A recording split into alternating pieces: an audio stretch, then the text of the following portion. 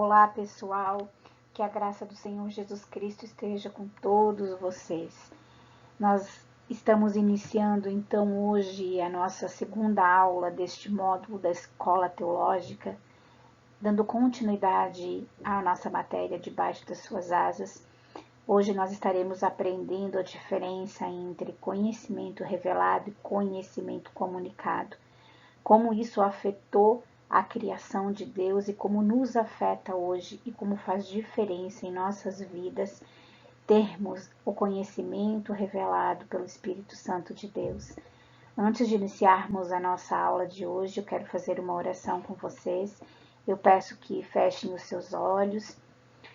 Pai grandioso, nosso Deus amado, todo-poderoso, nós viemos na Tua presença neste momento, Senhor, mais uma vez, agradecer ao Senhor, honrar ao Senhor pelas nossas vidas, pelo esse privilégio que temos de aprender da Tua Palavra, pelos Teus ensinamentos preciosos e maravilhosos que são a nossa vida, que nos levam pelo caminho seguro, pelo caminho da eternidade. Eu agradeço pela vida de cada um destes alunos, Deus, que estão dando sua vida, o seu tempo para ouvir da sua palavra, para aprender contigo, porque tem sede e fome da tua palavra. E eu sei que todos que têm sede e fome são saciados, Deus.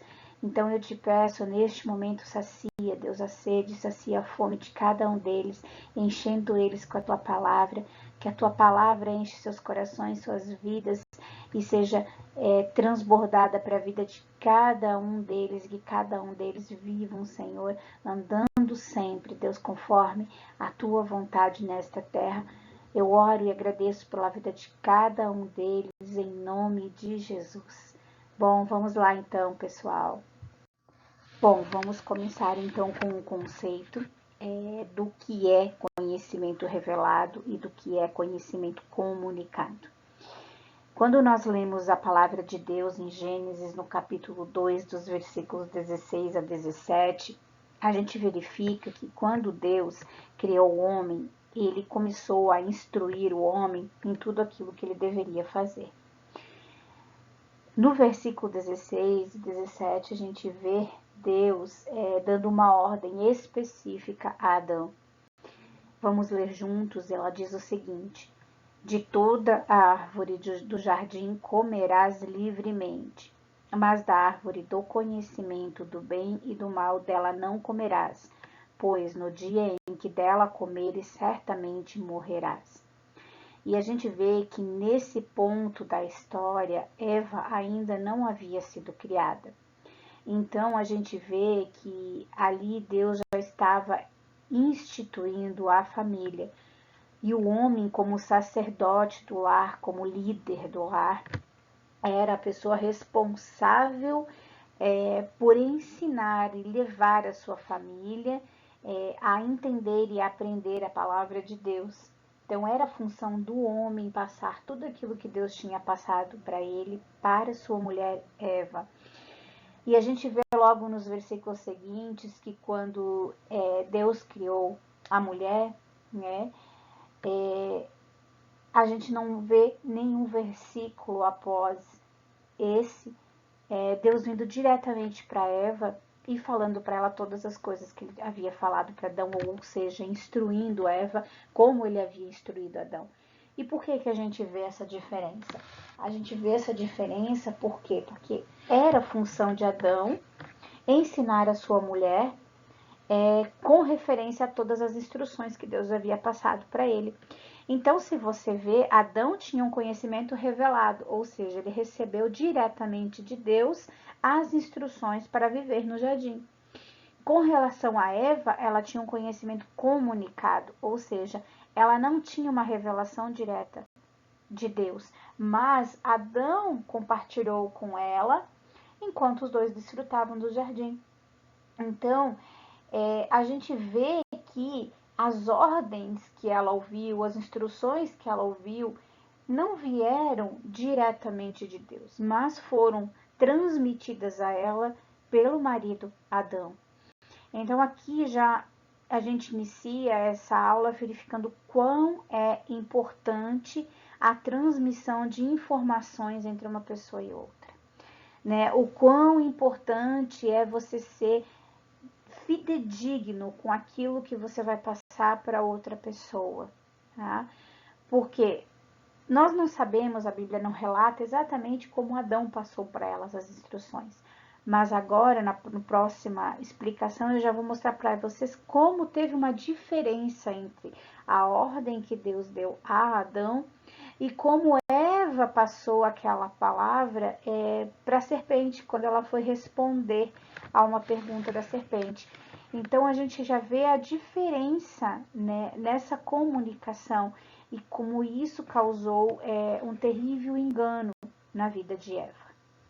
Então, nós vemos em seguida que quando a serpente foi tentar Eva, já na primeira pergunta que ela fez à mulher, a gente já vê que ela distorceu a ordenança de Deus. Ou seja, ela já começou questionando Eva com um engano, questionando a ação de Deus, mas de uma forma distorcida. Então, nós vemos ali em Gênesis, no capítulo 3, no versículo 1, que ela chega para Eva e pergunta: vós não podeis comer nenhum dos frutos das árvores do jardim? E em seguida, nós vemos a resposta dela, né? A gente vê ali em Gênesis, no versículo 2 ao versículo 3, que ela declarou à serpente: nós podemos comer dos frutos das árvores do jardim. Ou seja, ela já corrige a pergunta distorcida da serpente. Nós podemos comer dos frutos das árvores do jardim, mas do fruto da árvore que está no centro do jardim, Deus disse: dele não comereis, nele não tocareis, para que não morais.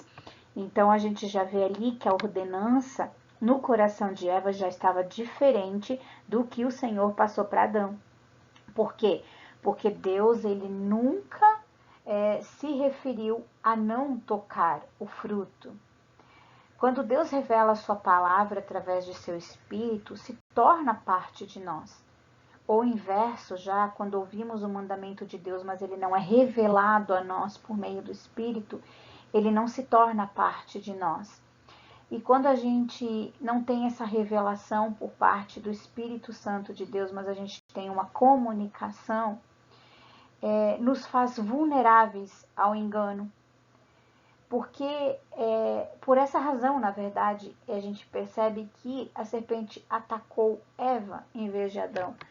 Por quê? Porque Eva, por mais que ela conhecia a instrução de Deus, por mais que ela tinha o conhecimento de que ela não poderia comer do fruto da árvore do conhecimento do bem e do mal, ela sabia no seu coração, ela tinha no seu coração que aquilo era algo assim muito distante, era proibido, ou seja, não posso comer, mas também não posso nem tocar naquilo.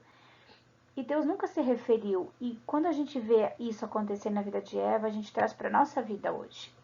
Quando nós recebemos uma palavra e a gente não tem o conhecimento revelado dela pelo Espírito Santo de Deus, quando aquele mandamento de Deus não entra no nosso coração e não faz parte das nossas vidas, a gente começa a aumentar, a gente começa a acrescentar coisas ali que Deus nunca disse que nós deveríamos fazer ou que nós deveríamos ouvir ou vivenciar.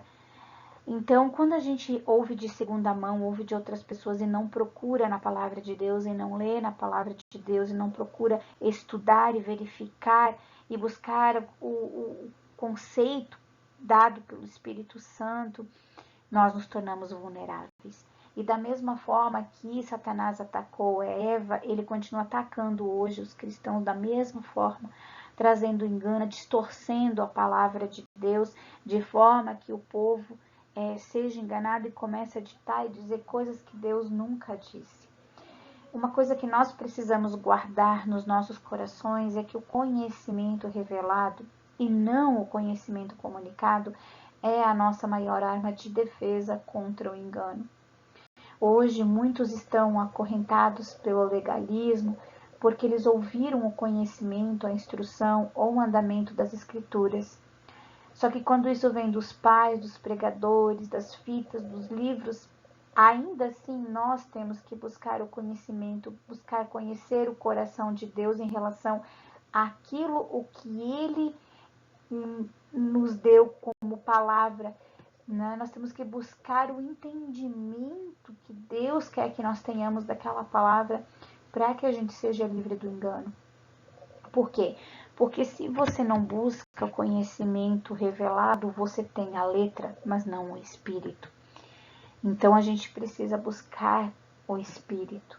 E aqui está um exemplo muito visto, você provavelmente já ouviu muitas pessoas falarem sobre isso. O versículo que está em 1 Timóteo, capítulo 6, versículo 10 diz: o amor ao dinheiro é a raiz de todos os males. Mas quantas vezes você já ouviu as pessoas chegarem e dizerem: bem, você sabe, irmão, dinheiro é a raiz de todos os males. Só que nunca foi isso que Deus disse. Deus não disse que o dinheiro é um problema. Deus disse que o amor é um problema. O amor ao dinheiro, porque Jesus mesmo disse: aonde estiver o teu coração, ali estará o teu tesouro. Então a gente tem que ver que nessas pequenas coisas nós já vemos que o conhecimento comunicado tem enganado muitas pessoas e feito muitas pessoas viver uma vida difícil, viver uma vida muitas vezes de necessidades, de angústia, porque elas realmente não têm uma revelação da palavra de Deus que possa mudar aquela situação, que possa mudar a vida delas e trazer essa alegria de viver na presença de Deus, essa confiança, essa certeza de que Deus está em todos os passos do caminho dela. E podemos, em consequência, também vermos um resultado que é bastante comum no meio cristão, com referência a conhecimento comunicado e conhecimento revelado. Vamos dar um exemplo bem prático. Vamos supor que você conhece uma pessoa que estava buscando uma bênção em uma área específica da sua vida, na presença de Deus, e aquela pessoa orou e buscou a Deus, Deus deu uma instrução a ela, deu uma palavra revelada ao coração dela com referência àquela situação propriamente dito. E ela foi e executou a instrução de Deus e ela recebeu o resultado positivo daquilo que ela buscou em Deus. E você pega aquele exemplo daquela pessoa que fez aquilo e você faz a mesma coisa, dizendo: se deu certo para ela, vai dar certo para mim. Só que a gente tem que levar em consideração que você não teve uma palavra revelada da parte de Deus com relação àquela instrução. Ou seja, uma instrução que serve para uma pessoa não quer dizer que ela serve para outra pessoa. E você faz a mesma coisa, levando em consideração que se ela obteve um resultado positivo, você vai obter um resultado positivo também. E você se frustra. Por quê? Porque além de não receber um resultado para aquele seu pedido, para aquela sua necessidade, você começa a questionar Deus e dizer: por que Deus fez na vida da outra pessoa e não fez na minha vida?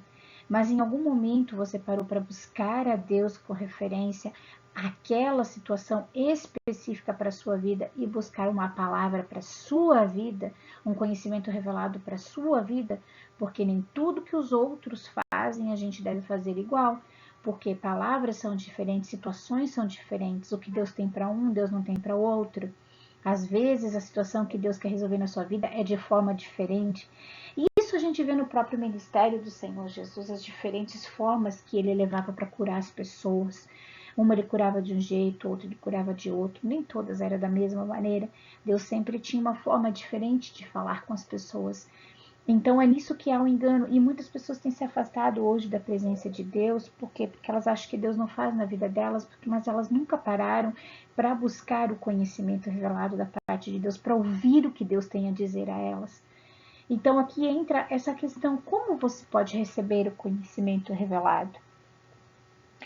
Então você tem que primeiramente andar humildemente perante Deus, com temor e amor a Ele, queimando em teu coração. Olha o que Deus diz em Isaías 66, capítulo 66, versículo 2. É para este que olharei, para o humilde e contrito de espírito e que teme a minha palavra. Primeira coisa que você tem que ter na sua vida, ande humildemente na presença do Senhor, reconhecendo que Ele é Deus na sua vida, reconhecendo que Ele pode resolver todas as coisas na sua vida, reconhecendo que para tudo que acontece na sua vida existe um propósito de Deus. E busque a Ele com o coração contrito. Busque a Ele, sabe? Teme a palavra dEle. Leia a palavra dEle. Tenha temor, tenha reverência. Ande debaixo das asas dEle. Então, você vai obter respostas preciosas, tesouros escondidos que Deus não vai dar para ninguém, mas vai dar especificamente para você. Olha só que interessante, alguém que teme a palavra é alguém que obedece instantaneamente, quer obtenha vantagens ou não. Ou seja, você temer a Deus é você obedecer independente do resultado que aquilo vai trazer na sua vida. Isso nos mostra que a palavra revelada de Deus, ela nos livrará do engano. Eva foi levada a desobedecer porque lhe faltava o conhecimento revelado por Deus. Por isso que ela não detectou a armadilha e a perversão nas palavras da serpente. Ela não detectou, ela não percebeu, né, essa artimanha nas atitudes da serpente. Por isso que ela foi enganada, por isso que ela foi levada a pecar. Então, nós nos perguntamos muitas vezes como a serpente chegou a enganar a mulher. A Eva vivia num ambiente inteiramente perfeito. Ela nunca havia sido maltratada por nenhuma autoridade. Ela não teve mais experiências com o pai, com o patrão. Ela vivia num jardim florido, livre da opressão demoníaca. Tudo o que ela conhecia era a bondade e a provisão de Deus. A serpente, ela começou a estratégia primeiramente colocando ênfase na ordenança de Deus. E ao distorcer o significado da ordenança de Deus, ela trouxe questionamento com relação ao motivo de Deus. Ela queria guiar Eva por uma cadeia de pensamentos que, por fim, a levaria a duvidar da integridade e da bondade de Deus. E uma vez feito isso, seria bem mais fácil colocá-la contra a autoridade de Deus. A serpente, ela levou Eva a ignorar a generosidade de Deus e apontou a exceção. Ela quis dizer que algo bom estava sendo proibido a eles. Com somente uma questão, a serpente distorceu o único mandamento dado para proteger em uma privação injusta. Você pode até ouvir a voz de escárnio, né, da serpente ao perguntar: então Deus disse que você não pode comer de toda árvore, Em desconsideração ao acesso que eles tinham ao jardim inteiro, a serpente chamou a atenção de Eva para a única árvore que lhe foi negada. Ela fez com que Deus parecesse alguém que toma ao invés de alguém que dá. Então, hoje a gente pode ver isso na nossa vida, esse mesmo engano sendo manifesto no meio do povo cristão. E um exemplo bem prático que a gente pode dar com referência a isso é o próprio dízimo. Se você for olhar hoje, você ganha um valor X. Aquele valor X, ele representa 100% da sua renda mensal.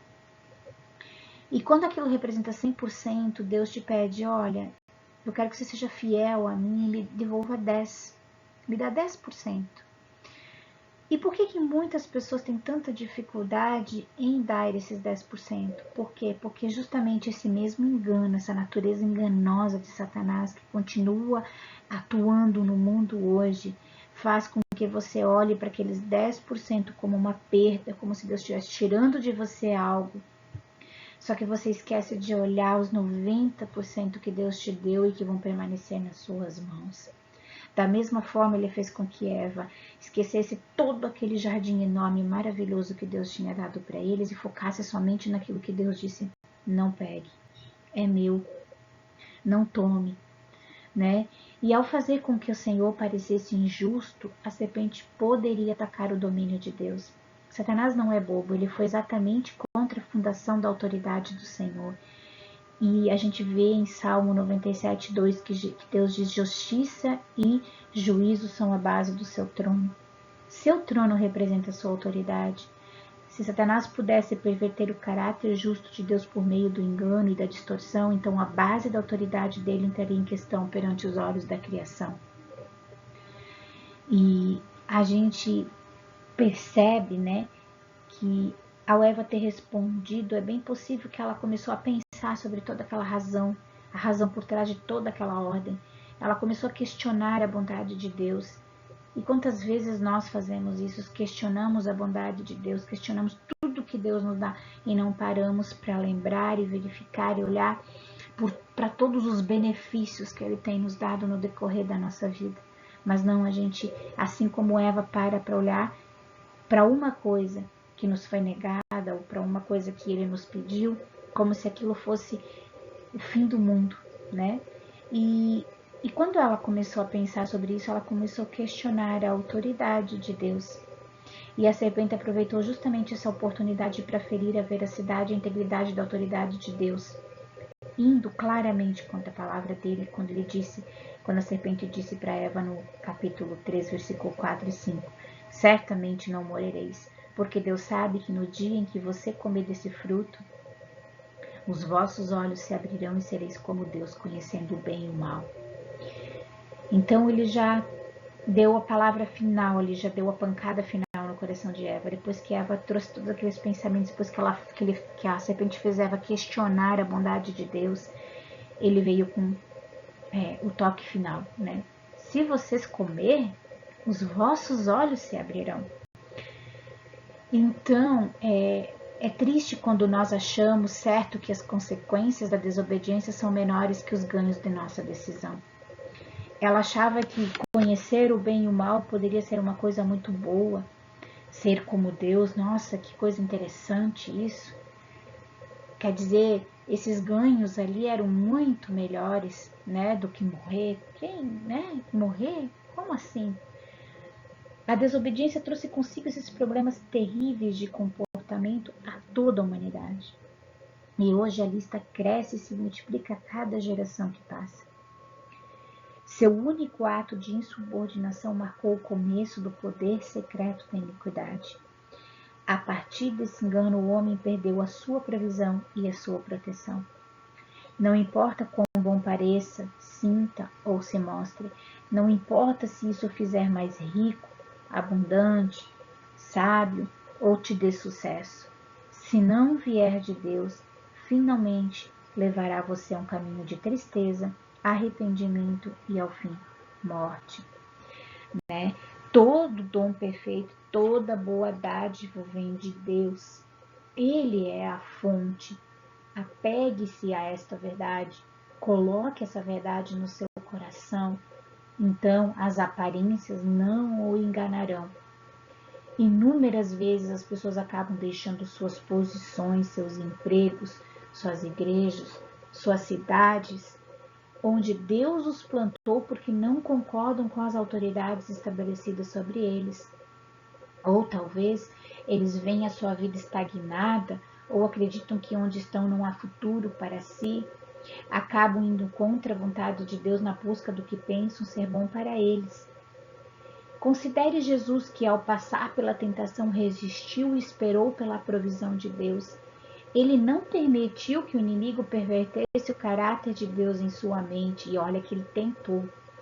Vamos olhar toda aquela tentação de Jesus e você percebe como a atitude de Satanás foi praticamente igual à atitude que ele teve com Eva, só que Jesus permaneceu submisso à autoridade de Deus. Ele não se importou em quão desagradável parecesse naquele momento. Aprenda com a queda do primeiro Adão e se esforce em ser obediente como o segundo Adão, como nosso Senhor Jesus Cristo. Porque ao tomar parte na árvore do conhecimento do bem e do mal, a humanidade tomou parte do espírito religioso. Ela entrou numa fase terrível dali para frente. E é uma fase que nós vivemos até hoje. E você pode se perguntar, mas por que Adão, então, comeu? E aí eu entro naquela questão que eu falei na primeira aula para vocês, né? Que quando a gente coloca as outras pessoas acima do amor que nós temos por Deus, a gente se entrega às coisas erradas dessa vida, a gente é influenciado pelas coisas erradas deste mundo, a gente é enganado e levado a pecar. Adão, ele tinha uma responsabilidade. Deus deu para ele uma ordem específica. E ele, em vez de dizer para Eva, não, eu não comerei deste fruto porque eu tenho uma ordem de Deus, ele preferiu valorizar a vontade da sua mulher em vez da vontade de Deus sobre a vida dele. E esse pecado e essa situação trouxe destruição para toda a humanidade. Como eu expliquei na primeira aula, e vou voltar aqui agora para falar mais especificamente, várias consequências são decorrentes da desobediência. Os efeitos da desobediência não são sempre imediatamente reconhecíveis ou óbvios, mas assim como sementes semeadas produzem uma colheita. Eles são sementes certas. Algumas pessoas questionam no subconsciente que qualquer consequência para sua desobediência é menor do que o que pensam ser o ganho de sua decisão. Nós vamos falar aqui de algumas consequências e a primeira delas a gente vai estar falando sobre Caim. Talvez seja uma pergunta que todos nós nos fizemos em algum momento da nossa vida: por que Deus aceitou a oferta de Abel e não aceitou a oferta de Caim? Nós temos que olhar para a história de Caim, né? Qual era a profissão de Caim? Caim, ele era um agricultor, né? A nossa teologia moderna da aceitação incondicional de Deus, ela é incorreta. Na verdade, ela é perigosa porque remove o temor do Senhor do nosso coração. O que eu quero dizer com aceitação incondicional? Porque a gente acredita que aquilo que a gente decide dar é o que realmente Deus quer ou pediu, ou ensinou. E a gente às vezes segue a nossa vontade, as nossas ideias, e não segue o que Deus realmente nos ensinou sobre aquilo. E aqui foi um exemplo básico e prático do que aconteceu com Caim. Deus, ele nos aceita se nós nos arrependermos. Não confunda Caim com alguém que não quer nada com Deus. Ambos os irmãos representavam ou representam os cristãos que têm comunhão com Deus e eram homens diligentes em seu trabalho para trazerem uma oferta perante o Senhor.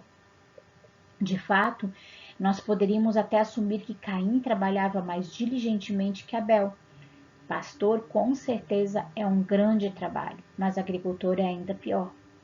Ao pastorear, você realmente tem responsabilidade geralmente pela manhã e à tarde, mas quando tem as horas mais quentes do dia, você pode se deitar numa sombra de uma árvore, descansar, beber algo e aguardar.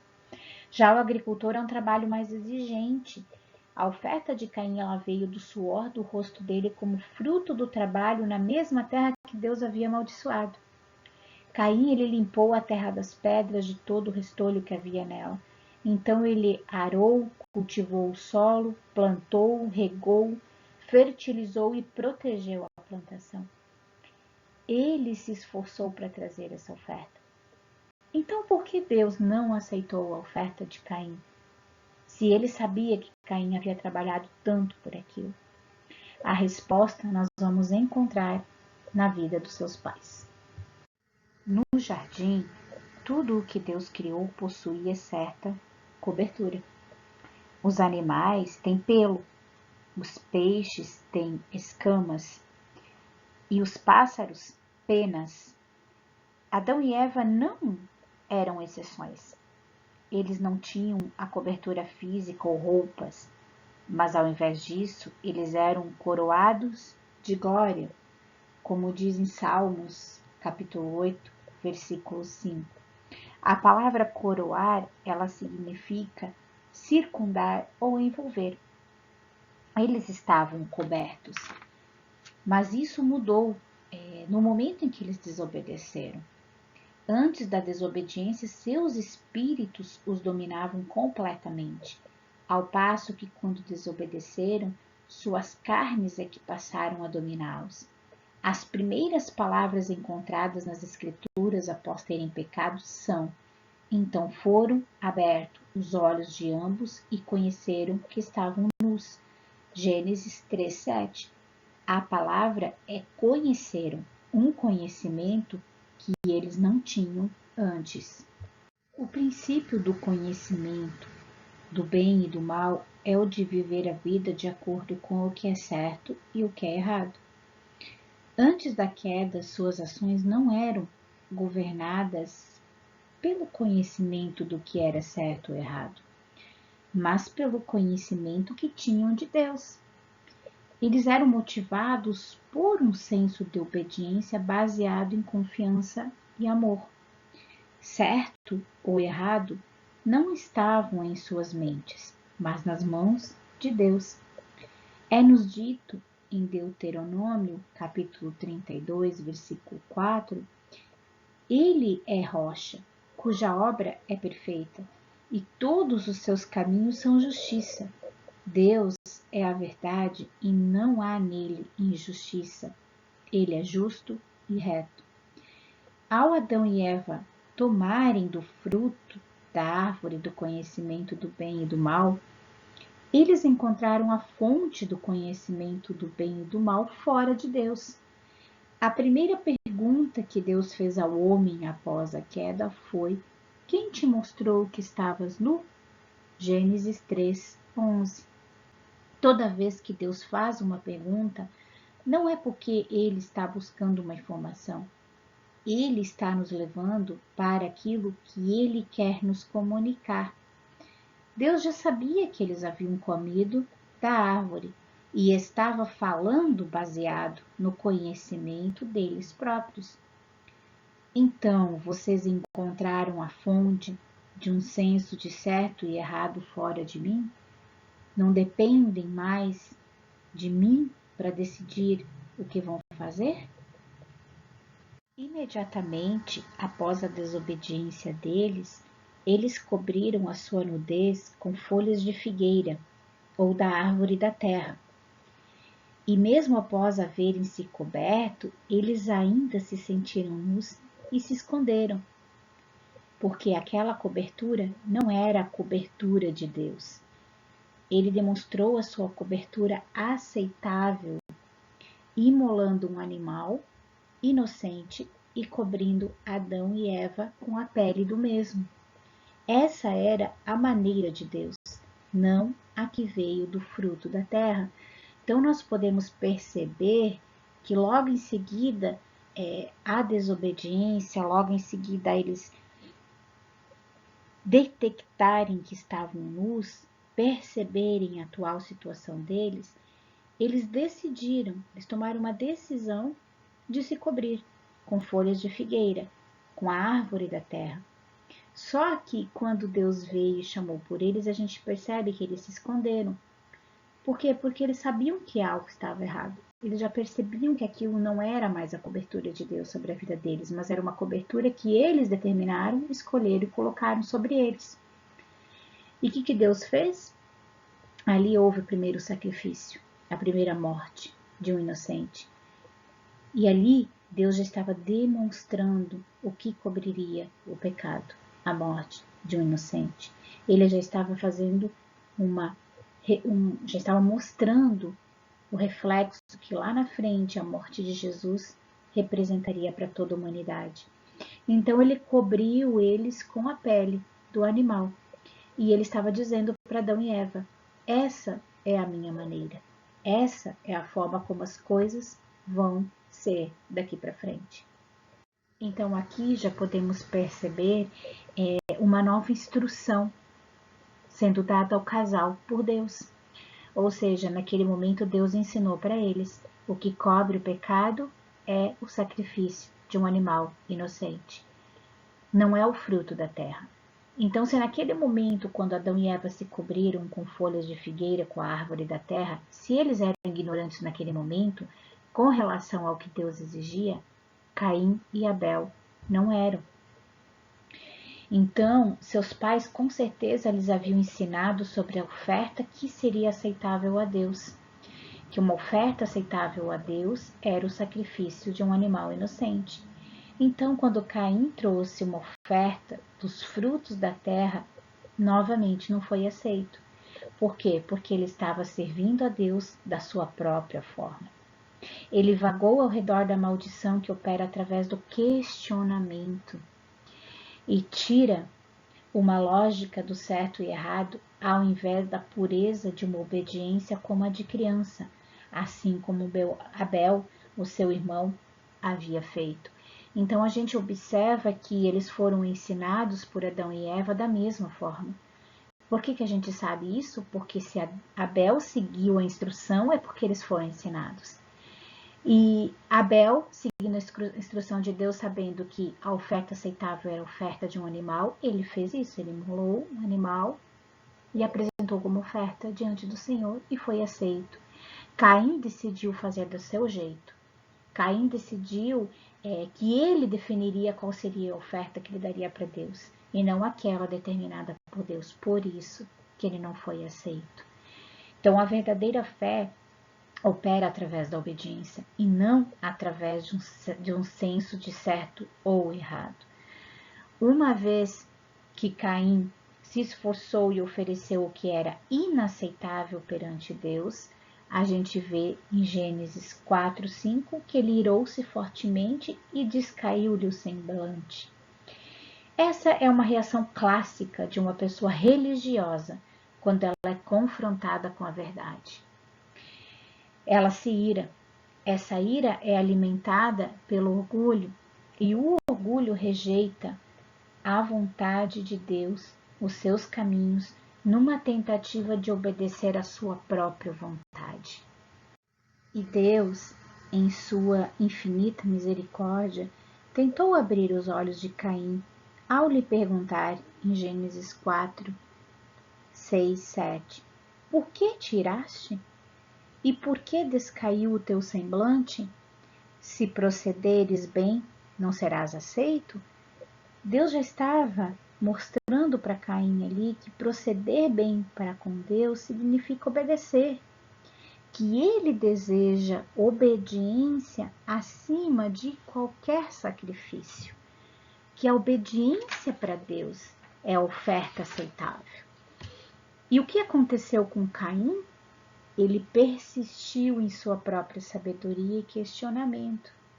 Inveja entrou no seu coração e seguiu-se a ofensa. E a ofensa é outra armadilha, é outro ataque de Satanás no coração das pessoas. Quando você deixa que a ofensa entre no seu coração por inveja, ou por outros sentimentos que possam vir, ou por algo que alguém fez e você não gostou, quando você deixa que esses sentimentos entrem no seu coração, logo em seguida vem o ódio. E a gente vê que no caso de Caim, o homicídio foi premeditado. E não demorou muito, Caim matou seu irmão violentamente. Ele era beligerante e perdeu o temor de Deus. Então, quando eu digo para vocês que se o amor de Deus não estiver em primeiro lugar no seu coração, nada que você faça terá valor. E as demais coisas, qualquer coisa que você tentar fazer, serão consequências de atitudes que você vai decidir no seu coração, não da palavra de Deus, não da vontade de Deus sobre a sua vida. Ele exemplificou a sua atitude em sua resposta desafiadora à pergunta que Deus fez para ele, de onde estava o seu irmão. Então podemos perceber que quando Caim já caiu no primeiro pecado, que foi a desobediência, os demais pecados vieram como um efeito dominó sobre a vida dele. Ou seja, desobedeceu a Deus, ele perdeu o amor a Deus acima de todas as coisas, que é o primeiro mandamento. Então, ele já deixou que a ofensa entrasse no seu coração, que a inveja entrasse no seu coração. Dali já foi o ódio, em seguida ele já matou o irmão e, por último, pior do que todos, ele achou que podia mentir para Deus. Ou achou que poderia chegar e dar uma resposta tão desafiadora a uma pergunta que Deus fez para ele em Gênesis 4:9 e responder: não sei, acaso sou eu guardador do meu irmão? Como se pudesse chegar diante de Deus e mentir, pois ele sabia exatamente onde estava o seu irmão. Isso acontece com alguém que se deixa levar pelo questionamento e desobediência em sua vida. Ele perde a noção da realidade e das coisas espirituais. Ele tenta diminuir a imagem de Deus ao nível de suas limitações e imagina-se a si mesmo tão sábio quanto Deus, ou às vezes até mais sábio. Essas pessoas se recusam a se submeter à vontade de Deus, se recusam a submeter a sua vontade e persistem em suas próprias maneiras. É somente uma questão de tempo antes que a transgressão inunde a sua vida. Pode não se manifestar por meio de homicídio, mas uma coisa é certa, se manifestará de alguma forma. Talvez numa onda de ganância, uma onda de ira, de ódio, de falta de perdão, fofoca, pecado sexual ou incontáveis outras formas de escravidão em sua carne. Geralmente, nesse estado ofensivo e enganador, eles imaginam que estão certos com Deus e que todas as outras autoridades estão erradas e que são legalistas e estão fora de si. O nosso segundo exemplo de hoje sobre a consequência de uma desobediência está na vida do rei Saul. E aqui a gente vai aprender que obediência parcial é como desobediência aos olhos de Deus. Aí você pode se perguntar, mas o que é obediência parcial? É quando você faz o que Deus te pediu para fazer, só que meia boca, ou de um jeito diferente do que aquilo que Ele te pediu, ou oculta alguma coisa no meio daquilo que Ele te pediu. Para a gente entender melhor isso, vamos entender a história da vida de Saul. A vida de Saul, o primeiro rei de Israel, nos dá um exemplo vívido do que acontece quando uma pessoa flerta com a desobediência. A trágica história dele possui muitas lições para nós como cristãos. Existem pérolas de conhecimento escondidas dentro da palavra de repreensão do Senhor dada a ele. A gente vê em Romanos 15:4 que diz o seguinte: pois tudo o que outrora for escrito, para o nosso ensino foi escrito. E outra passagem em 1 Coríntios 10:11, tudo isto lhes aconteceu como exemplos, e estas coisas estão escritas para nosso aviso, para quem já são chegados os fins dos séculos. Se formos ler toda a história do rei Saul, algumas vezes antes desse episódio especificamente de que nós vamos tratar nessa aula, a gente vê que o rei Saul já efetuava algumas coisas contrárias à vontade de Deus. Já fazia coisas que não eram recomendado que ele fizesse. Então, ele já estava vivendo uma vida em que ele procurava obedecer a Deus, mas sempre tentando fazer do jeito dele. A gente vê aqui que Samuel, o profeta, ele lhe dá uma ordem em 1 Samuel, capítulo 15, versículo 3. Ele dá uma ordem específica ao rei Saul. Ele disse: vai agora e fere a Amaleque e destrói totalmente tudo o que tiver. Nada lhe poupes. Matarás a homens e mulheres, meninos e crianças de peito, bois e ovelhas, camelos e jumentos.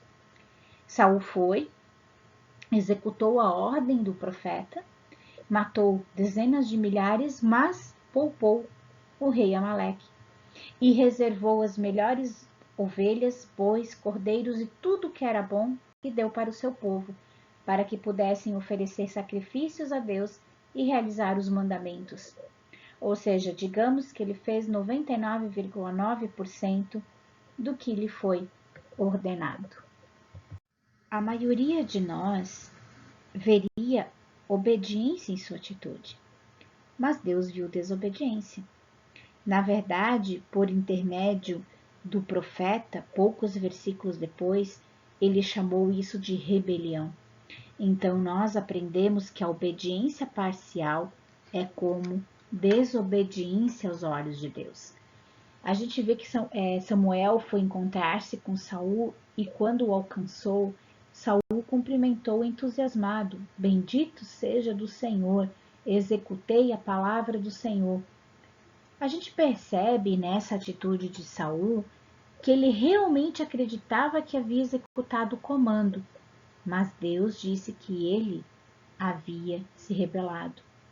Como pode existir tamanha diferença entre opiniões do que Deus disse na noite anterior e o que Saul achou em seu coração que era o certo?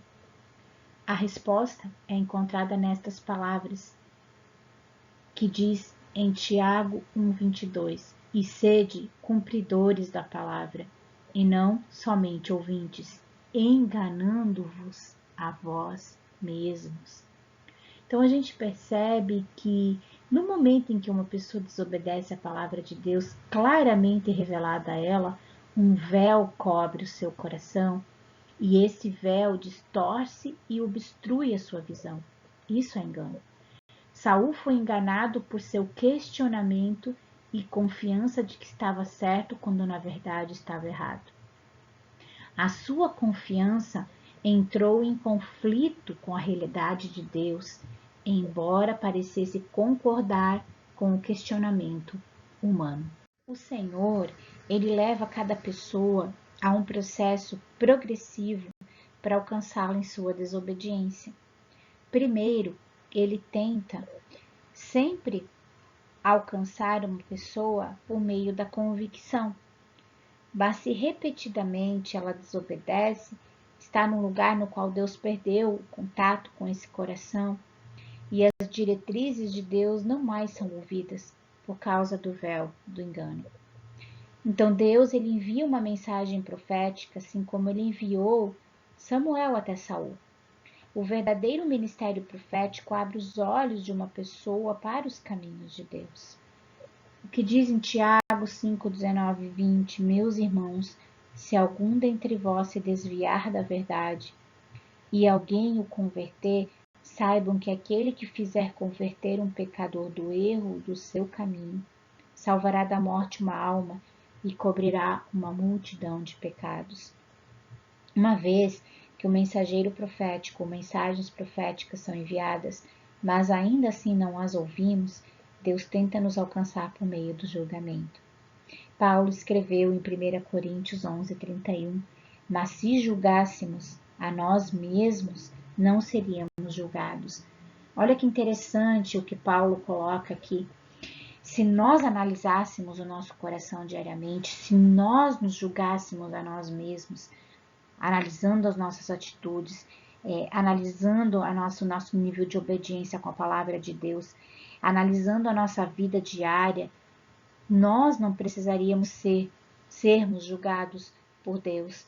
Então a questão se torna: como Deus pode julgar ou punir seu povo quando este ignora ou se recusa a ouvir a advertência profética?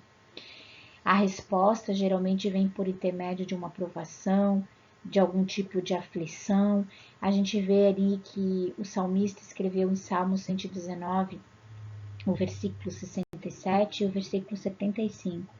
Antes de ser afligido, andava errado, mas agora guardo a tua palavra. Bem sei, ó Senhor, que as tuas leis são justas e que em tua fidelidade me afligiste. Não é Deus quem traz essas coisas sobre nós. Pelo contrário, ele ergue a sua mão de proteção e permite que o inimigo traga sobre nós aquilo de que a obediência nos teria protegido. Olha o que o salmista diz também em Salmo 66, 12. Fizeste com que os homens cavalgassem sobre as nossas cabeças. Passamos pelo fogo e pela água, mas nos trouxeste a um lugar de abundância. Então a gente percebe que Deus ele nos ama acima de todas as coisas e ele sempre quer o melhor para nós. Ele sempre quer a nossa salvação. Ele sempre quer que a gente esteja debaixo das suas asas protegido. Mas a gente está percebendo que isso depende de nós. Depende das nossas decisões. Interessante é que quando Samuel chegou diante de Saul e viu o engano de Saul, ele imediatamente foi à raiz do problema. Quando Saul disse, fiz tudo o que o Senhor mandou, Samuel fez uma simples pergunta. Então, que balido de ovelhas é este nos meus ouvidos? Que mugido de bois é este que ouço? E aqui em seguida nós vemos a atitude de Saul diante da confrontação ao seu pecado. E vemos que Saul simplesmente exerce aquela famosa atitude que já é conhecida de todos nós, a transferência de culpa. Assim como aconteceu com Adão, que culpou Deus e culpou Eva, Eva culpou a serpente. Adão estava certo, Deus o havia dado à mulher, e a mulher o havia dado o fruto. Mas ninguém o forçou a comer. Ele comeu por vontade própria, sim. Eva foi enganada, mas ainda assim escolheu desobedecer. E Saul transferiu a culpa do seu erro para o povo, para os seus soldados, quando foi confrontado com a verdade. Um homem com o coração endurecido tira a culpa de si mesmo e coloca em outros quando é pego em desobediência, e então falha em tomar a responsabilidade por suas próprias ações. Saul guiou o povo, não foi o povo que o guiou. Ele era o responsável não somente por sua desobediência, mas pela do povo também. Ele era a autoridade para liderar e instruir.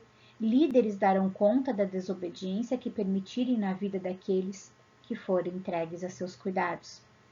Eli, um famoso líder de Israel e mentor de Samuel, sabia que os seus filhos estavam em desobediência às ordenanças de Deus.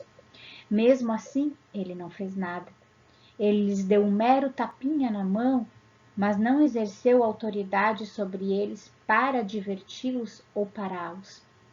Não somente seus filhos foram julgados, mas Eli também foi julgado.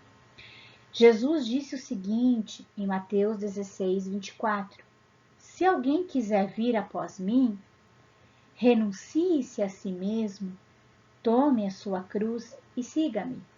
O foco do que Jesus está dizendo é a obediência.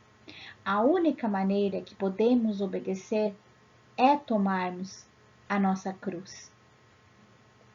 Se não entregarmos a nossa vida, encontraremos uma maneira de realizarmos os desejos contrários aos do Senhor e até mesmo usaremos as Escrituras para nos justificarmos, assim como Saul fez. Alguém entre nós sabe mais que Deus? É claro que não. Mas quando desobedecemos, esta é a mensagem que comunicamos a Deus e àqueles que estão ao nosso redor. Samuel fixou seus olhos em Saul e, com ousadia profética, declarou. O que nós vamos ler agora em 1 Samuel 15, 22 e 23. Tem o Senhor tanto prazer em holocaustos e sacrifícios, quanto em que se obedeça sua palavra?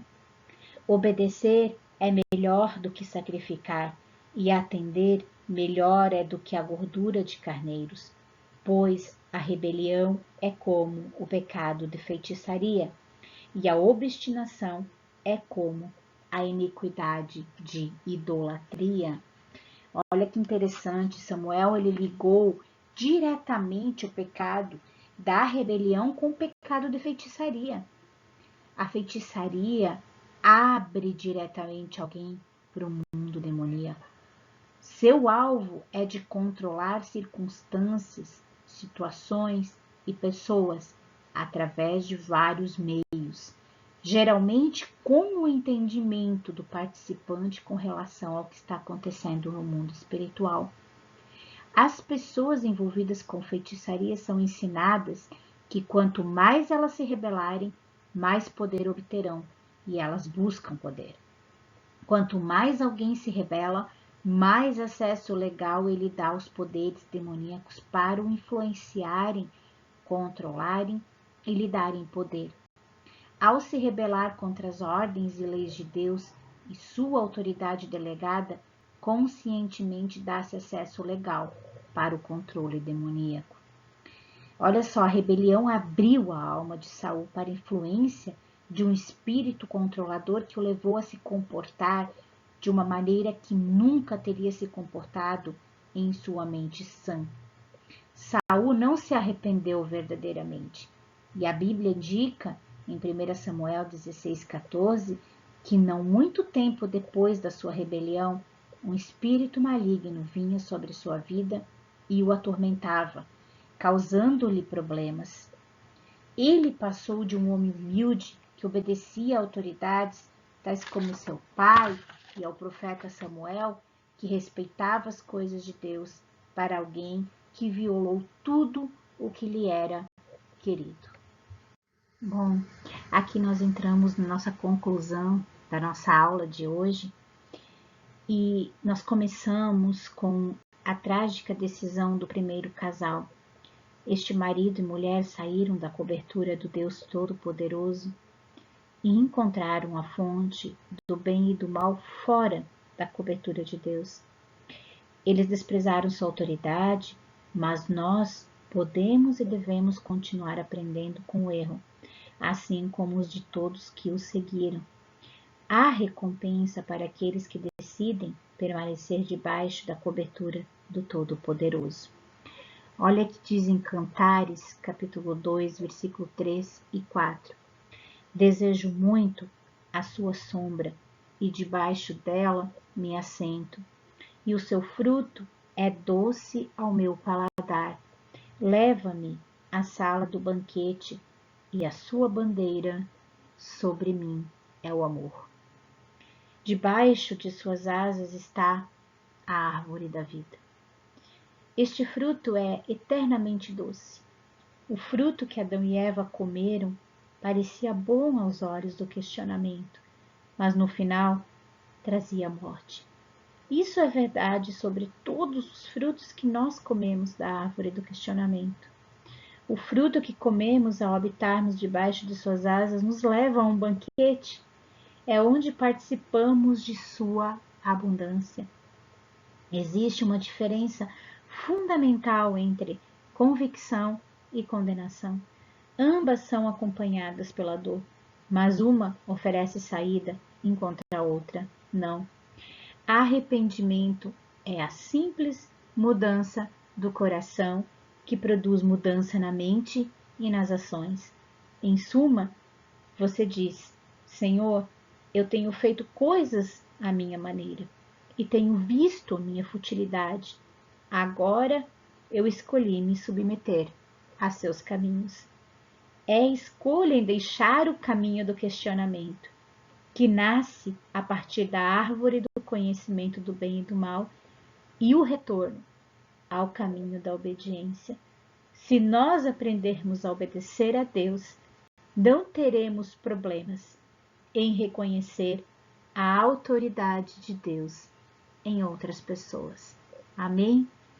Espero que hoje vocês tenham gostado, que vocês tenham aprendido muito com Deus, que essa aula de hoje continue sendo ministrada no coração de cada um de vocês nos próximos dias e que vocês realmente se coloquem prostrados diante do teu Senhor Jesus Cristo, que pode mudar a tua vida, que pode fazer com que tudo seja melhor, abundante, alegre, porque a alegria do Senhor é a tua força.